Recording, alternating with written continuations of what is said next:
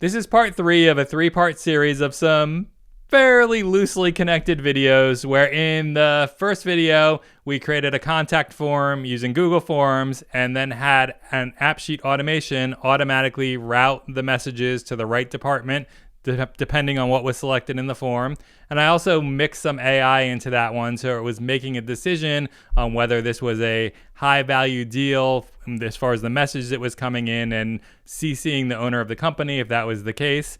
And then in the second video, we looked at how to replace that boring Google form with a custom form on our website. And I built that using AI Studio. And it's basically just pushing the messages that come in directly into a Google Sheet.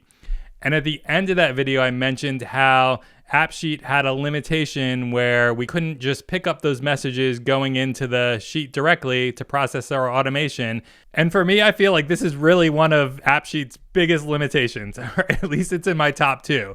It's something that I'm regularly running into and something that I'm regularly wanting to do when I'm building AppSheet apps. We're going to take a look at what the limitation is and how exactly to work around it in just a minute. But before we get to that, let's just take a look at what the end result of this whole thing is going to look like using the AI Studio form that I built last week, pushing into the Google Sheet, and actually with the workaround that we're going to talk about in this video, processing those events and sending out the messages like we were back in that first video. Since last week, I moved the form that I created in Google AI Studio over into Google Sites. So this is the form right here. And let's go ahead and fill it out. I'm going to say Doug. And I'm going to say that my company is Doug's Rental Car Company. I'm going to say that I want a contact service. And I want to say I have a fleet of 1,000 vehicles and I'm looking for a new company to handle our service contracts. And I'm going to go ahead and submit that. But before I do, let's take a look quickly at our spreadsheet. You see that there's nothing there right now. And as soon as I go and submit this form, it's going to say sending. And it says, thanks, your message has been sent. And if I go over to my sheet, you see I now have that message showing up there. All right, the next thing we want to watch for is the email going to our inbox. And this is, there's nothing there right now. This is actually going to take a couple minutes to show up in this case. And that's a little bit of a spoiler alert as far as the actual solution here. So let's fast forward and we'll see when that message actually shows up.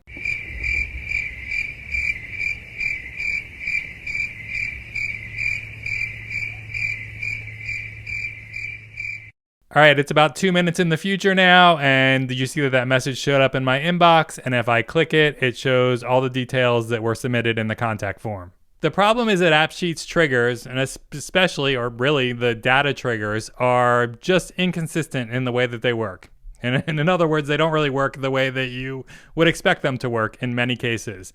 And this is especially true when it comes to doing things and creating data outside of AppSheet.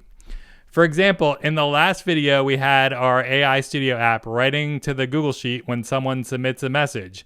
And then back in that first video, I created a trigger that when a new row is added to the sheet, that it automatically runs the automation.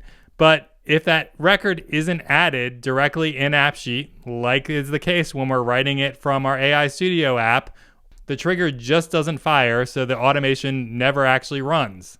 And there's a sheet add-on called AppSheet Events, which kind of halfway solves this problem, but not really, at least not in the case that we're talking about from that last video. And the problem with that add-on is that although it does actually call AppSheet and trigger events when data is added to a sheet, it only does it when data is manually added to the sheet. So in other words, you have to actually go into the sheet and add in a row as a human and put the data in there, and then it will fire. But if it's added automatically or programmatically, like in the case of that last video, it just doesn't do anything. It just doesn't work. The events don't fire at all. So that really limits its use.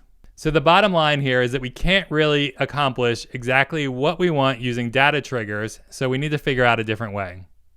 To make it clear what's actually going on here, I'm going to create a completely new app for this. This is the sheet that we were just looking at that's being written to from that form. So I'm going to say create a new AppSheet app here. We will wait a second.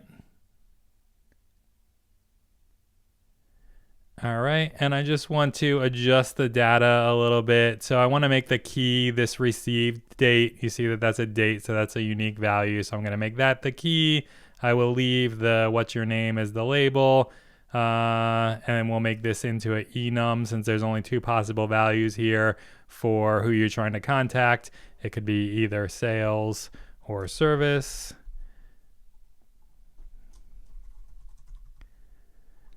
And I think everything else there is good. All right, so what we're going to do here is create a scheduled trigger instead of a data trigger. And we're going to have this trigger run every hour. And every time it runs, we're going to have it process any new messages. In other words, any messages that it hadn't processed on the last run. And we're going to have it run the automations for those messages. To keep track of whether or not each row has been processed so far, let's add a new column into our sheet. So I'm going to go to View Data Source. And I'm going to add a new column up here called processed. And I'll go back to AppSheet and reload or regenerate my schema. So that shows up there. And let's set that to a date and time as well and save that. And now we can go over and create a new automation. And in this case, I'm going to select the scheduled event type. So that is right here. And I'm going to say run on the hour. And for the schedule, we're going to say we want to run hourly and on the 0 minute, meaning that it's going to run at the top of every hour. This is time zone dependent. It doesn't really matter for the most part which time zone the minute is in. But if it does matter, for example, if you're talking about hours or something, you want to set your time zone to whatever time zone you want it to actually run in here. But for our case, since we're just running on minutes, it doesn't really matter. I'm just going to leave it as is. And then two other things we want to check here. We want to say for each row on the table, which is going to basically just make it process each row on the table where the condition matches. And for the condition, just want to say is blank, and we want to select our process field. So we only want this to run if the process field is blank, meaning that that record hasn't been processed yet. So go ahead and click save there, and let's save our project. To save a little bit of time here, I'm just going to have this one send the email since we already covered how to do the routing and the AI decision stuff in the first video.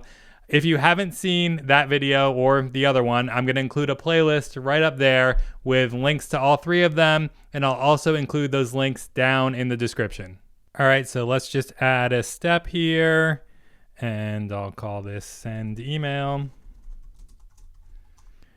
And we will send it to, I'm just going to send it to service in this case. And we'll just leave everything here the default. So it's going to send over app name, notification as the subject, and whatever the details are down here as far as the actual body. By default, AppSheet gives you all the fields that are within that particular table there. So that's good in this case. And then after it sends the email, we want it to update the record to say that that record has now been processed so that the next time this runs, it doesn't try to process it again. So to do that, I'm going to add another step down below send email. And I'm going to call this set processed. And this one I want to be a data action. And what I want to do is set row values, and I want to set processed to the current time, which I'm going to go in and add an expression now. And that's done. So now when this flow runs, it's going to see that that record has not yet been processed. It's going to send the email here, and then it's going to set it processed so that it doesn't try to process it again on the next run. Again, based on the condition that we have here within our trigger to say only run when processed is blank. All right, let's save again, and this error should go away now. And this warning here is basically saying that the app needs to be in a deployed state in order for scheduled jobs to run. So let's actually go and deploy our app. And now that's good to go. So now on the hour, this will run, and any unprocessed records will be processed, including sending the emails. All right, the next potential problem is that you might not want to wait an hour to get notified or to do whatever your automation is actually doing. In this case, you really probably don't if you're using this to get notified of these messages and there's potentially big high value deals coming in. Someone could have taken their big deal elsewhere by then. So let's take a look at how you can fix that. What I can do to fix that is basically just duplicate the trigger up at the top here. So right now this is running on the 0 minute. So if I want another one that runs on, say, like the 15 minute of the hour, I could just duplicate this and set that number to 15. The only problem with that is if I go up here and I just say duplicate, it's going to duplicate this whole thing, including this part down here. So if in the future I wanted to change the logic down in these steps and I had duplicated it that way, I'd have to go into each one of those different copies that were made and change the steps manually. But I can completely avoid that if I just go here and I turn linking on for the process that's down here. And that basically detaches what's actually happening down here from the trigger up at the top. So let's rename this one to run at 00, just to say that it's running at the top of the hour. And now I'm going to go and duplicate that, and I'm going to call this one run at 15. And I will change the trigger name up here as well. And I'll also change the minute down here to 15 for that one. So you see over here in our process, it now says that linking is on for this process and it's linked to these two different things. And if you make a change, it'll update those two different things, which is exactly what we want in this case. So if we duplicate it again and we had 4 of these so that it's running on the 0, on the 15, on the 30, on the 45, it would run 4 times an hour then, and we could reuse the same process down here for each one of those. So if we needed to make a change, we could do that just in one place. All right, so now you've got some automation set up that will predictably run no matter how the data was added. I hope this was helpful, and if so, please do give the video a like. And if you want to see more of these videos, be sure to subscribe to the channel if you're not already. And if you're not on YouTube regularly, I also just set up something new that will send out email notifications to let you know when I post new videos. I've got a link to that one right up there. All right, that's all for today. Thanks for watching, and I'll see you next time.